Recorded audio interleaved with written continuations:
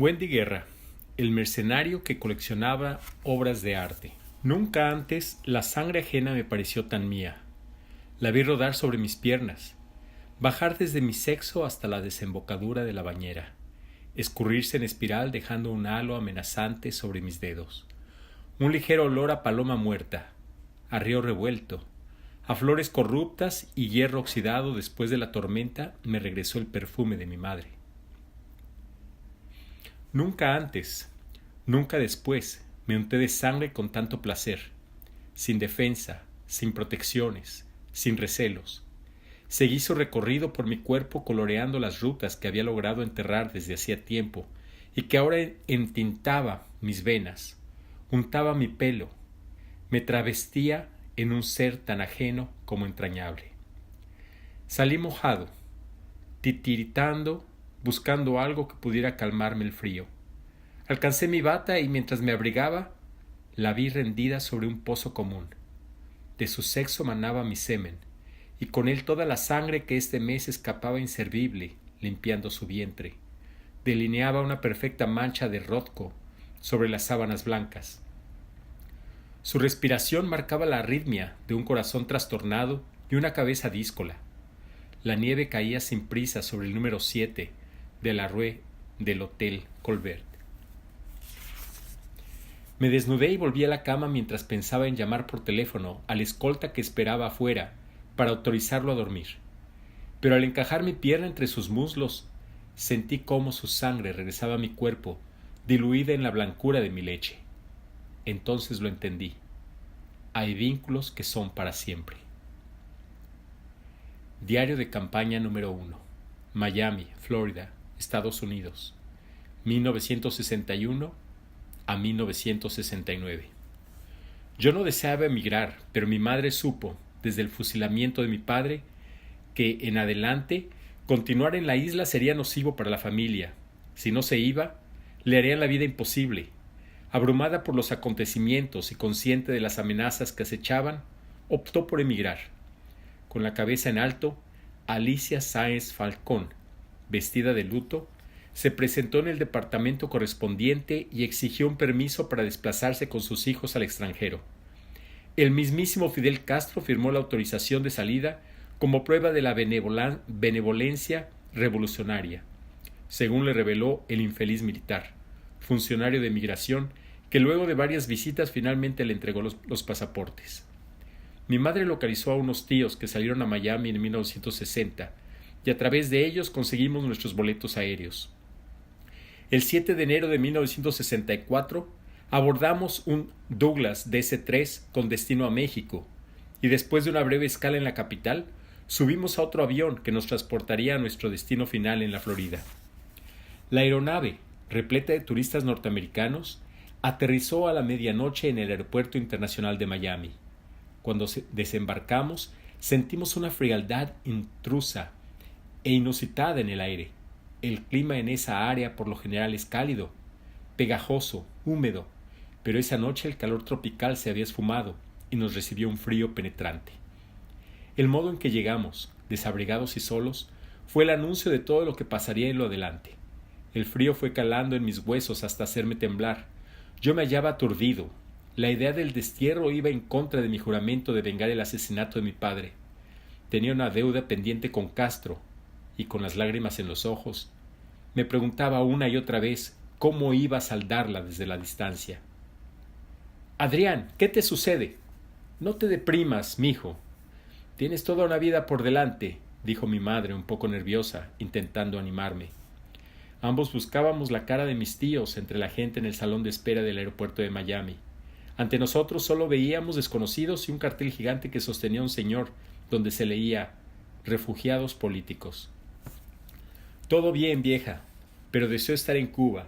Ese es el problema.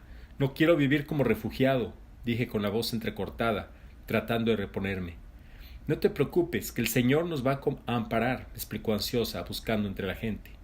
Yo sé, mi viejita, dije tragándome mis lágrimas, actuando como se esperaba de mí, el niño hombre de la casa, el que necesitaban fuera y que sin elegirlo tuvo que ser para todos. Ella asintió al verme tragar en seco y cerró sus párpados, también aguados para esquivar toda conversación sobre volver a Cuba. Esa debería ser la última, o al menos, yo no recuerdo ninguna otra charla en la que mencionara regresar, porque para mi madre y mi abuela, una infiltración, un retorno, siempre termina en fusilamiento. No tenía interés en inquietarla con mis pensamientos, ni informarle que la gracia de Dios había desaparecido de mi alma. Entrada la madrugada, sin dinero para taxis ni dirección para indicarle a un chofer, apareció uno de mis tíos en el pasillo del aeropuerto. Mi madre le había hablado desde un teléfono público. Estaba tan nerviosa que sus dedos no le permitían marcar los números, y fui yo quien atinó a poner la moneda y arrastrar el disco una y otra vez hasta comunicar. El tío llegó a rescatarnos un poco tarde, cuando ya todos se habían marchado.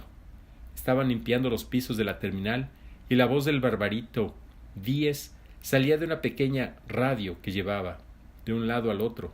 El empleado de limpieza mientras arrastraba el aserrín con creolina, siguiendo la memorable letra 2 veces. Ausencia quiere decir olvido, decir tinieblas, decir jamás. ¿Dónde estaba ahora? Pensé. Una sensación de tristeza y desubicación me mareó, y vomité en la calle un minuto antes de montarnos en el auto para trasladarnos al humilde apartamento de un cuarto con baño, sala y comedor. A esas alturas ya no profesaba ninguna empatía por la iglesia, pero esa vez estuve agradecido. Fue un cura amigo de mi padre quien había alquilado y pagado este lugar para nosotros. Esa primera noche la pasé en el baño, vomitando. Sentí como si hiciera un exorcismo de Cuba, sacándola de poco a poco. Entre tirones, náuseas y buches amargos la expulsé de mi cuerpo. Al amanecer, un pequeño hilo de bilis con cierta transparencia y fragmentos de sangre fresca me avisaba, amenazante, que no había nada más que devolver, pero que ese nexo sanguíneo permanecería dentro de mí para siempre. Clareaba y quise acostarme al menos un rato en la única cama de la casa, pero mi madre dormía tranquilamente abrazada a mis 3 hermanos. No había lugar para mí, así que fui a la sala y me acurruqué donde pude. Desde entonces no duermo demasiado, solo me reclino vestido y alerta para intentar descansar. Las etapas iniciales de la expatriación fueron ásperas y trágicas para el clan Falcón. Como refugiados, el gobierno estadounidense nos ofreció asistencia médica y alimenticia, pero eso no era suficiente para subsistir allí, donde todo cuesta y todo se paga. Como ninguno hablaba inglés, nos las vimos negras en la escuela, y peor le fue a mi madre buscando empleos. Ese tiempo fue pésimo para la mayoría de los exiliados cubanos. Cada visita, cada reencuentro con amigos de mi padre era un verdadero inventario de penurias. Aureliano, el hermano que me sigue, y yo hicimos de todo al llegar a Miami. Fuimos ayudantes de construcción, pulimos automóviles, vendimos periódicos, deshiervamos patios y pasamos infinitas horas buscando ostiones por todo el litoral atlántico para negociar ilegalmente y comer en casa. El acuoso y profundo sabor a moluscos y la arenilla propia del ostión me remiten irremediablemente a mis primeros años en Miami. El itinerario era severo. Entrábamos al colegio a las 8 de la mañana y ahí nos quedábamos hasta las 3 de la tarde, y luego salíamos a trabajar donde se podía, hasta la noche. El vigor de la adolescencia lo conquista todo, pero en el caso de mi madre fue bien distinto. Su salud se malogró como consecuencia de la inseguridad económica. Se alimentaba mal y trabajaba demasiadas horas. El recuerdo de mi padre y las pesadillas del fusilamiento no la dejaban dormir, la debilitaron. Para colmo, un mes antes de que se cumpliera nuestro 2º aniversario de haber dejado la isla, el menor de nosotros falleció de una complicación pulmonar. Tuvimos que pedir un préstamo, pues no teníamos dinero para el entierro, cosa a la que mi madre siempre se había negado. Nos endeudamos, como suele ocurrir en el capitalismo, y ella no pudo más. Se dio por vencida y poco a poco fue perdiendo su lucidez. Al 3er año de exilio, todos en la casa, menos mi madre, ya hablábamos inglés. Aureliano estudió medicina y, en compañía de mi madre, se marchó a California para ejercer su carrera. El otro hermano, Ignacio, estudió magisterio, pero en realidad se hizo músico. Por el camino, una larga y compleja melodía lo alejó de nosotros. En cambio, yo nunca me vi en una profesión convencional. Desde la ejecución de mi padre, me había trazado la meta: reivindicar el apellido y rescatar la soberanía de Cuba. No había tiempo que perder en escuelitas o diplomados, tierra o sangre. Estaba consciente de mi destino y aprendería lo suficiente para afinar mi cruzada. Como Miami era la guarnición fundamental del anticastrismo externo, ahí cimenté mi base. En los 60, el condado Dade daba la apariencia de ser una aldea rural. Gradualmente, con su trabajo, los emigrantes criollos lo transformaron en una ciudad desarrollada y de comercio continental. Fue en este ambiente de crecimiento entre expatriados dolidos y trabajadores incansables que evolucioné. En esa década los inmigrantes tenían siempre una maleta dispuesta para su deseo más codiciado: regresar a la isla el fin de año, asar el lechón y celebrar la Navidad. Rumores sobre un golpe de Estado, de atentados, de otra invasión al estilo Playa Girón, auspiciada por el Pentágono, iban y venían como el viento. ¿No era acaso este el lugar correcto y el momento indicado para alguien como yo? ¿Quieres hacer reír a Dios? Cuéntale tus planes futuros, decía siempre mi abuela materna. El tiempo lo deteriora todo, también la pureza de las ilusiones. ¿Qué nos quedaba? Las ruinas filosóficas de una isla depauperada. La cruda realidad del inmigrante aplazó el tópico de la libertad de Cuba. Se hablaba de esto en almuerzos o reuniones casuales, pero la realidad es que Castro se consolidaba día a día, sostenido incluso por las adversidades que lo cercaban. El embargo fue su bastión inexpugnable. Se volvió un mago en convertir el revés en victoria. Muy pronto supe que no estaba ante cualquier dictador. Él era, además, un hombre hábil, astuto, carismático y sin la más mínima intención de abdicar el control que ejercía. El desterrado eligió echar raíces fuera, ansiando el suelo natal solo en sueños abstractos. ¿Quiénes nos quedamos al centro de la acción? Una minoría militante, imperceptible y frágil ante lo verdaderamente visible, el poder ideológico de la izquierda. Nuestra única opción fue, en la práctica, recaudar fondos y costear misiones clandestinas, infiltrar hombres y logística para realizar actos de sabotaje. El exilio en Miami empezaba a tomarle el gusto a sus playas. Compraron casas y tuvieron hijos, a los que llamaron John o Emily. Poco a poco deshicieron las maletas dispuestas para regresar. Definitivamente los árboles de Navidad se armarían cada diciembre en la Florida. La memoria emotiva era borrada de poco por el recordatorio de créditos y deudas. Era el momento de anclar en puerto seguro. También allí, la lucha por la libertad de Cuba comenzó a ser un acto ilegal. Los americanos velaban celosamente por la soberanía cubana, mientras nosotros, los guerreros del exilio, nos fuimos marginando como criminales hasta pasarla a la clandestinidad. Capitanes como Eloy Gutiérrez Menoyo, Antonio Cuesta, Pedro Luis Boitel y otros miles fueron aprehendidos, torturados y condenados a la pudrición carcelaria. Muchos otros, como mi padre, murieron fusilados en la isla. Vicente Méndez fue apresado y cayó durante un combate guerrillero. Para el rebelde que deseaba liquidar el castrismo, la conflagración era sinónimo de suicidio. Por un flanco, les afectaba la perpetua injerencia de Washington, que a pesar de sus intenciones de desestabilizar al satélite soviético, patrocinaba simultáneamente una política antagónica hacia los insurrectos, desarticulándolos judicialmente e imposibilitándoles la vía independiente. Por otro lado, los debilitaba el constante suministro militar y económico de los rusos hacia una Cuba en vías de construcción socialista. Para colmo, no ayudaba la maldita condición geográfica de un pedazo de tierra flotante, sin fronteras terrestres, donde replegarse u organizar una verdadera resistencia. A nosotros, los sobrevivientes, no nos quedó otro remedio que cerrar filas y estructurar pequeñas células secretas, adiestradas en el arte tenebroso de la demolición.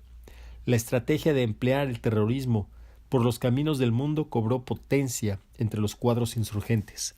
Fue en esa etapa cuando entré en acción, durante un amanecer oscuro de 1966. Contacté a un viejo compañero de mi padre, quien, al escuchar mi decisión de seguir sus pasos, me introdujo a una de esas mini organizaciones patrióticas que proliferaban entonces por la Florida.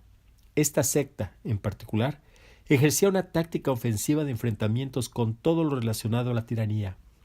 Lo mismo atacaba barcos pesqueros cubanos en aguas internacionales, que detonaba cargas explosivas contra empresas comerciales vinculadas a Cuba. De acuerdo con esta línea, me enrolé siguiendo las instrucciones de un veterano. Mi primera misión fue un verdadero éxito. Coloqué una bomba en la puerta trasera de una agencia de exportación e importación que comulgaba con el gobierno castrista. Logré hacerlo, para mi sorpresa, sin nervios ni arrepentimientos. Un rato más tarde me fui a dormir tranquilo. Caí como una piedra en un sueño profundo, algo que no ocurría desde el fusilamiento de mi padre. Mientras desayunaba al día siguiente con la radio prendida, escuché la confirmación del hecho en las noticias. Fue el amanecer más feliz de mi existencia. Desde entonces y hasta el verano del 69, participé en múltiples hechos similares dentro de la misma organización. En ese periodo, como consecuencia de una pelea callejera, conocí a varios de mis grandes amigos. Juntos formamos parte de una generación valiente y entrañable de patriotas suicidas, los mismos que sembramos una sonada ola de terror a lo largo y ancho de las Américas. Llegué a París ojerosa y extenuada después de una larga noche de vigilia. Intentaba en vano descansar durante un vuelo de 9 horas que se hizo eterno gracias a la excitación de los turistas franceses, quienes, por primera vez, experimentaban el paso de un huracán por el Caribe, acompañado de apagones, desabastecimiento, música, pachanga hecha en casa, mucho calor y demasiado aguardiente.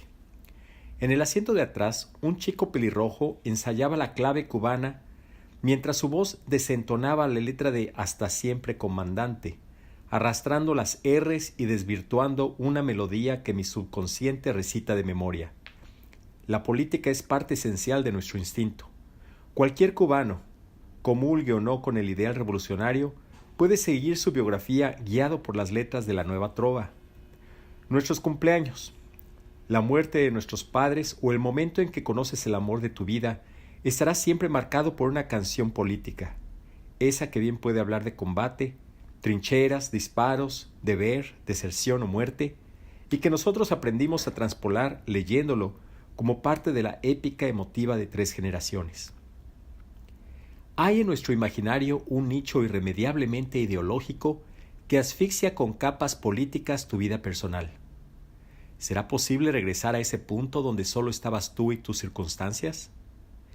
Este reloj de arena épico irá desmoronándose con el tiempo y me pregunto a dónde irán a parar todas estas canciones. Los discursos melódicos que nos sacan las lágrimas a las 3 de la madrugada, cuando vienen acompañadas de aplausos, vítores y memorables acordes de guitarra y piano acústico cercanos al jazz, pero, sobre todo, a nuestra memoria afectiva. No importa tu posición política o el lugar en el que vivas hoy, allí vive la melodía, colmada de imágenes ajenas. Ahí viene ella, corriendo tras de ti, viaja contigo, te asalta con la necesidad de conmoverte, de tenderle una trampa a tu recuerdo. Necesita secuestrar tu yo con un episodio histórico acaecido en las guerrillas, con imágenes de archivo en blanco y negro donde solo tú te sientes a todo color, muy lejos de ese lugar donde una vez fuiste feliz. Un poco antes de aterrizar se rindieron los ánimos de los pasajeros y fue entonces que pude conciliar el sueño. Desperté llegando a Charles de Gaulle. Atravesé la puerta del avión dando tumbos, reventada de cansancio. Por eso, cuando un agente de la seguridad francesa me vino a pedir el pasaporte, a interrogarme al ver que yo usaba uno distinto, rojo y oficial, no atiné a responderle en mi buen francés que yo pertenecía al servicio diplomático, o al menos, aparte del ejército de protocolo cubano que se mueve dentro del servicio diplomático. Recientemente los franceses han instrumentado pedir el pasaporte a personas poco confiables justo al bajar de la nave.